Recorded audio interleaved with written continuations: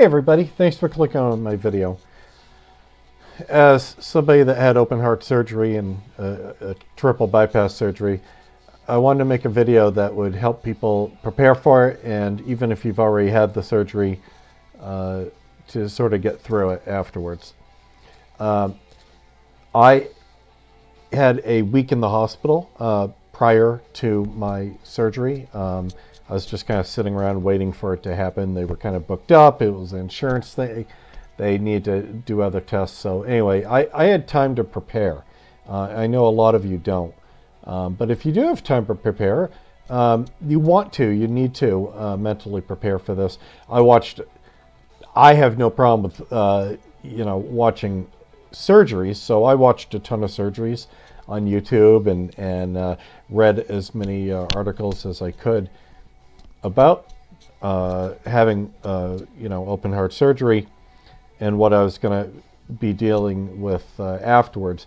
And I had my surgery done at Cape Cod Hospital in Hyannis, Massachusetts, and the surgeon was from Brigham and Women's. They have a cooperative program, so I was very well taken care of, and they were very on top of the physical therapy side of things. But the point of this video is that nobody really prepares you for the mental part of this, and it is going to be a mental struggle, make no doubt about it. This is a traumatic experience that just happened to you. In a way, for me, it was like PTSD. I never had anxiety or depression before. The anxiety hit me like a sledgehammer, and the depression slowly crept up on me. So it's something that I'm working with a psychiatrist to sort of dial in and figure out, try to eliminate the chemical part of it, and the psychological part of it is something that I work very hard on. I will tell you that the most important thing that you can do is to have a sense of humor and have a sense of positivity. The doctors and the nurses are performing with their hands a modern day miracle. Be grateful. If you pray for your doctor. Pray for grace to guide their healing hands. Don't waste it. If you are a smoker, you insult the people that work so hard to keep you alive. You insult them by lighting up another cigarette, eating another Little Debbie's, secretly eating pizza and chowing down on ding-dongs. Don't do it.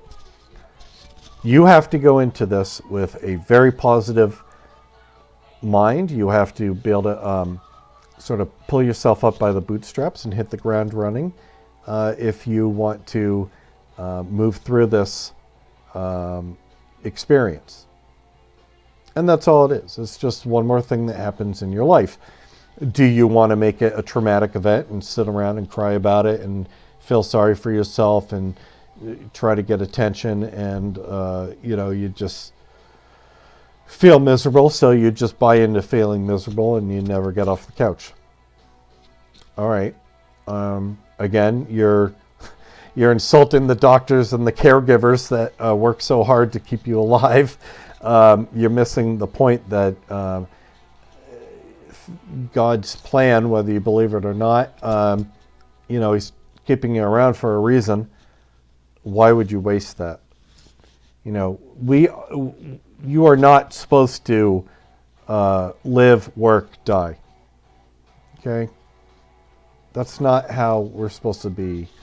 And it's sad if you want to live your life like that.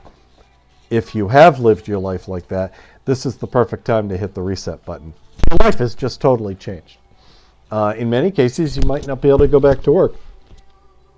I've been a ferry captain, a boat captain for many years, and now I can't be licensed to run commercial vessels anymore. Okay, no problem. Sucks. Financially sucks. I mean, it just sucks. However, I'm writing a book that I've always wanted to write. The research is intensive, and it takes up a lot of time. And that's why I was never able to get around to it. And I've focused on passive income through real estate and other things. So I can, I've reset my life. I've changed it to accommodate, the recovery, and then just a new way of living my life, healthier, and also with being a cardiac patient. Let me just have a quick sip of water, and then we're going to get into it. And I'll try to make this brief. Here's my experience. I got rolled down to surgery at 6 a.m. Prior that night, probably around midnight, my nurse had come in and she let me shave myself. She was great, but there was anyway. I'm pretty hairy, so you have to shave everything. So I shaved everything, and then at 6 a.m. they wheeled me down. Everybody that was in the surgery suite was extremely busy getting set up, getting ready. They put me to sleep right away because they got to get your body cooled. So you're butt naked and on a very cold table, and then you're out and you wake up, and you will have tubes coming out of your mouth. You'll be in ICU, and that's a good sign. And just relax. This is part of the process that you're going to have that. As soon as you are trying to breathe more on your own, they will pull those tubes out. The important thing is to get your lungs working, and it's gonna take time. I mean, it's going to take a couple of weeks to really get your lungs going again. But it's important to they're going to get you sitting up, and they might, within a few hours have you eating something and walking around. That was what happened in my case.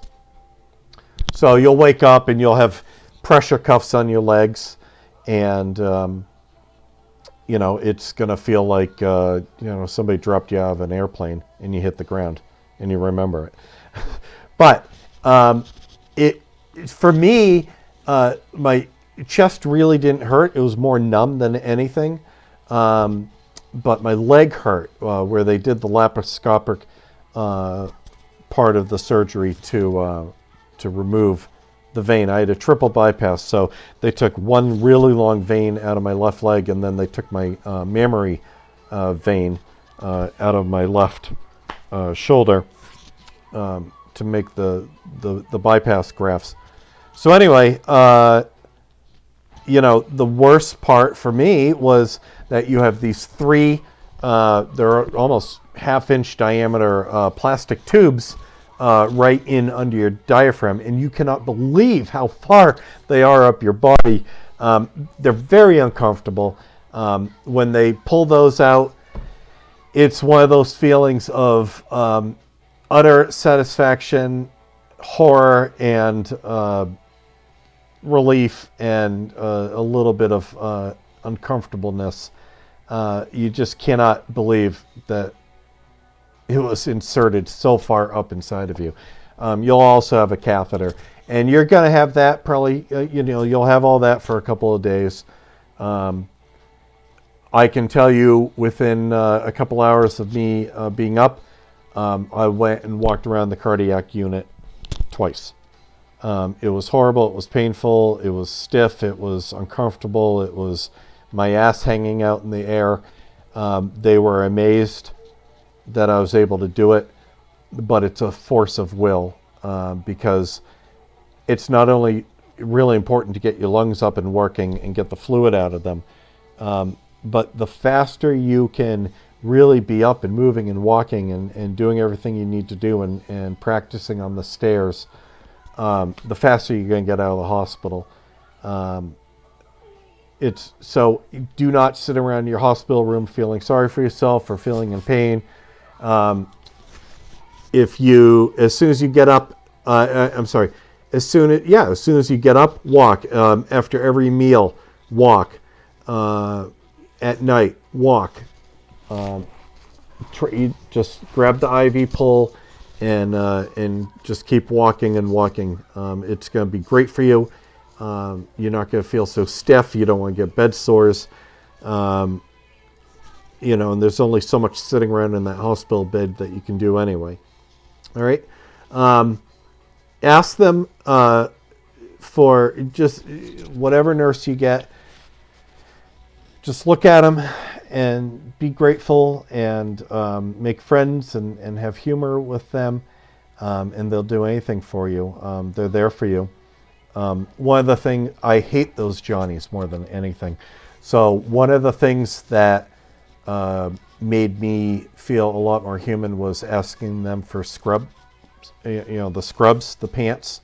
So they'll give you some pants, and hopefully you will have been able to bring a bathrobe with you, and you can just walk around and feel a little bit more dignity and a little bit more put together than you would just walking around with your Johnny with your ass hanging out.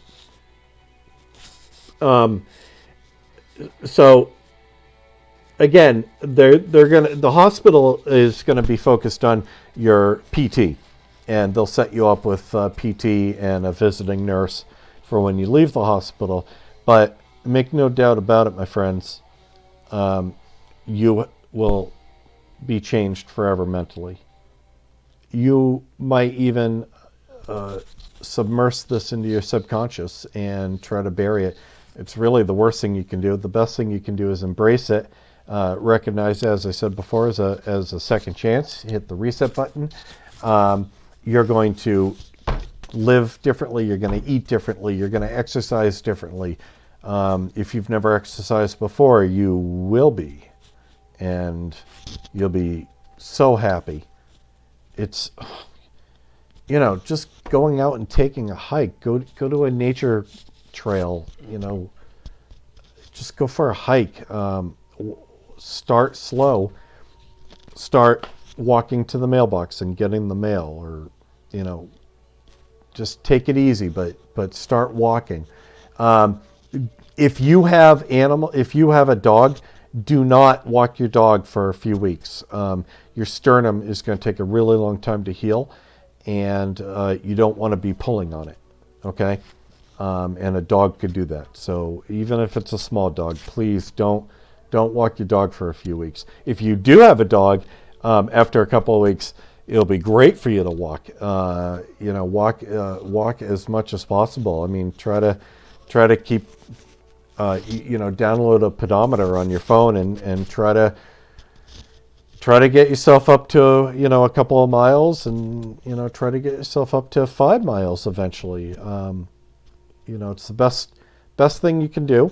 Also swimming. Once your lungs are good and your sternum heals, probably about a month out, they may not want you to, but if you're feeling up for it, you got to give it at least a month. Don't jump in the pool before that. Your sternum has to heal. It's wired together, but it takes time. So after a month, get in the pool. Take it easy at first. Work your way up to it. I'm doing 50 laps every time I go, and then and this is I'm preceded by I've worked out for an hour beforehand. So just keep focusing on eating healthy and walking and exercising, and living a positive lifestyle with love and humor with everyone in your life, because this is such a traumatic event and it's easy for us to suppress it, but embrace it. You're going to have a big long scar in the front of your chest. It took me a long time to walk around. I live here on the ocean. It took me a while to go out with my friends and take my shirt off, but you know what? It's a badge of honor. I mean, people are like, horrified at first, but then it's a great conversation piece. And you also find, like at the YMCA I go to, all of a sudden somebody will walk up to me and they'll say, "Hey, welcome to the club." We call it the Zipper Club. And so, again, positive, positive, positive. You will most likely go to cardiac rehab, and you'll meet some great people. They're going to talk to you about diet and nutrition. You should be on a plant-based diet. Just think of what you put in is your fuel. You wouldn't put diesel fuel in a gasoline engine, right? So I won't get into that. That's up to you to figure it out and what works for you. I'll tell you what works for me. Every day, I take vitamin C, I take vitamin D, I take fish oil, I take garlic, I take cinnamon. All right? All of those things are super heart healthy. Super heart healthy. Okay? And cinnamon, they have found, is incredibly great for your cholesterol and your heart. And garlic will help keep your cholesterol down and is just so healthy for you. It works with the vitamin C as autoimmune. And please include 2 things in your diet. I'll just say this about your diet. One should be plenty of fiber. All right, from all different sorts of things. I eat a lot of rice, and I eat a lot of beans, and I eat a lot of legumes, chickpeas. Lots of fruit that has fiber, like pears, apples, and oranges, are critical. Bananas are critical, especially for the potassium. All these along with your meds and lots and lots and lots of water, and good healthy juice. I drink the Bot House Farms, the Green Goodness. I really like that because being on a plant-based diet now, this is tough for somebody that hates vegetables, but I've made it work, and I've found things. I've gotten great recipes online, and it's actually a lot of fun to try to come up with new ideas to eat, and because it gets old pretty fast. I eat a lot of salad, rice, and beans. So anyway, surround yourself with good, positive people. Join a walking club. I mean, whatever you have to do to get out and be active and live a healthy lifestyle is going to help you deal with the depression and the anxiety. I never had depression. I never had anxiety. The depression, they have found so much scientifically that depression is linked with, cardiac procedures and cardiac disease. And again, it's mind over matter. It's the power of positive thinking is incredible, and you have to have that if you're going to thrive in your life. So you can do it. It's going to be great. Stock up on plenty of liquids and easy to eat foods for after the surgery. Chicken soup, Jello, tuna fish, milkshakes. You're gonna have to ease into it. Try to avoid nightshade at any possible. If you have to have pasta with red sauce, if you just you got to have the tomatoes. When you're cooking, this is a little trick that chefs use. When you're cooking chili, maybe you're gonna make a vegetarian chili or something. If you're gonna have anything with marinara or something like that, as you're cooking the sauce, peel a carrot and stick it in, or stick in a few carrot sticks. to your red sauce, and that helps absorb the acid. And you will want to try to avoid eating foods with a lot of acid. I'm so sorry. It just dawned on me. I forgot one of the critical supplements that I take. And I take a multi-pill of magnesium, zinc, and calcium. Those are really important minerals that you should be taking. Magnesium, calcium, and zinc. Okay, so I'll just run through them one more time real quick. Vitamin C, vitamin D, fish oil, magnesium, zinc, and copper is okay. Check with your cardiologist if you're going to need iron. You don't want to take too much iron, all right, for obvious reasons. And of course, cinnamon. I can't say enough about cinnamon and garlic. They are fat burning. They are incredible for your autoimmune, and they are incredible for your heart. Same thing with blueberries, strawberries, and bananas. Critical antioxidants and high in potassium and vitamin C. So these are just some of the things I wanted to talk to you about. It's going to be fine. Your chest is going to feel really weird for a long time. It's going to feel poppy and weird and funky. And, like I said at the beginning, it'll take a little while before you can sleep on your side. But it will all, it'll all pass, and it'll all pass a lot smoother if you are just keep in perpetual motion, and don't get sucked into sitting around being a couch potato. Again, you insult the people that work so hard to keep you alive. All right? It's incredible. Make sure you thank them. Okay? And be honest and have frank and candid discussions with the surgeon and the anesthesiologist and your nurses and caregivers. It's important to have a lot of dialogue and two-way communication. They crave that. They need to know what's going on with you to better diagnose you and help you. And also, if there's glitches with your telemetry, to discuss that. If you feel it going on, to discuss that telemetry with the doctors. Pay attention to your numbers. Okay, you need to be an active part of this. It's not you just sit there and the doctors take care of you. That's not how it works. You need to be an active part of the conversation. You have to want to be able to push through this and use every tool at your side, as the doctors want to do the same thing. So it's a symbiotic relationship. Okay, my friends, God bless you. If you have any questions, go ahead and put them in the comments.